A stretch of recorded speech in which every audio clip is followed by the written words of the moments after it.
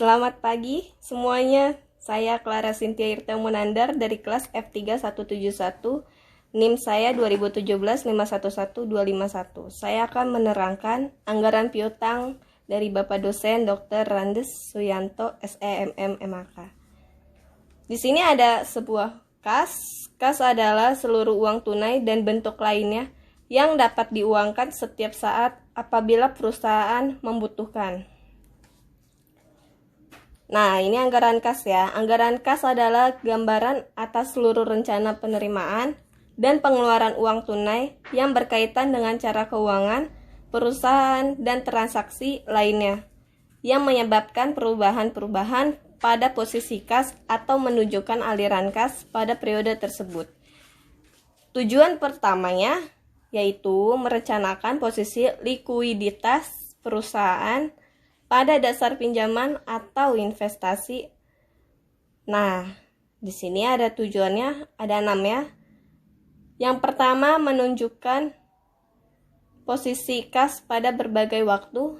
Yang kedua memperkirakan kemungkinan defik atau surplus. Yang ketiga mempersiapkan keputusan pembelanjaan jangka pendek maupun panjang. Yang keempat sebagai dasar kebijakan pemberian kredit. Yang kelima ada sebagai dasar otoritas dan anggaran yang disediakan.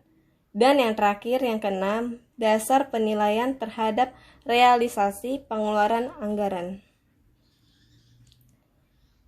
Ada juga pendekatan dalam menyusun anggaran kas. Yang pertama, anggaran kas jangka pendek. Saya akan menjelaskan apa itu anggaran kas jangka pendek. Anggaran kas jangka pendek sesuai rencana laba jangka pendek memerlukan rencana atau estimasi aliran kas masuk maupun keluar secara rinci. Anggaran kas seperti ini terutama berfungsi sebagai alat otorisasi kas keluar yang terus-menerus sesuai arus kas masuk dan situasi keuangan pada umumnya. Dan juga ada anggaran kas jangka panjang. Anggaran kas jangka panjang yaitu anggaran kas yang disusun dengan cara membandingkan neraca dengan disusun antar dua periode anggaran dan perhitungan rugi laba yang terjadi selama periode kedua neraca tersebut. Anggaran piutang.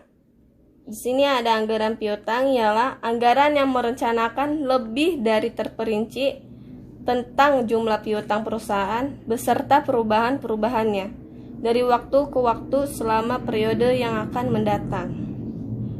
Nah, sedangkan secara khusus, anggaran piutang berguna sebagai dasar penganggaran kas karena penagihan piutang adalah pemasukan dari kas.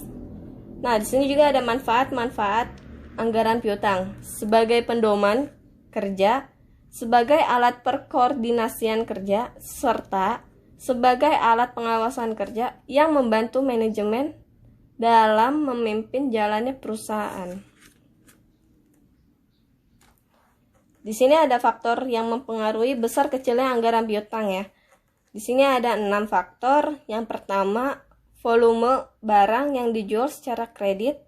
Yang kedua, standar kredit. Standar kredit itu menentukan besar kecilnya piutang usaha yang tertanam.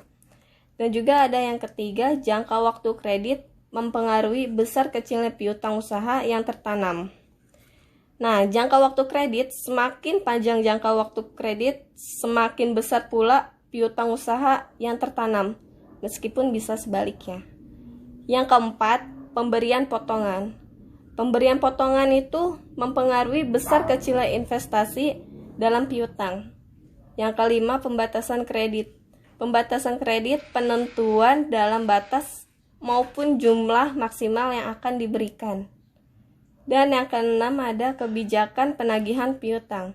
Kebijakan penagihan piutang, besar kecilnya piutang yang tertanam di dalam perusahaan dapat menjalankan piutang secara aktif maupun pasif.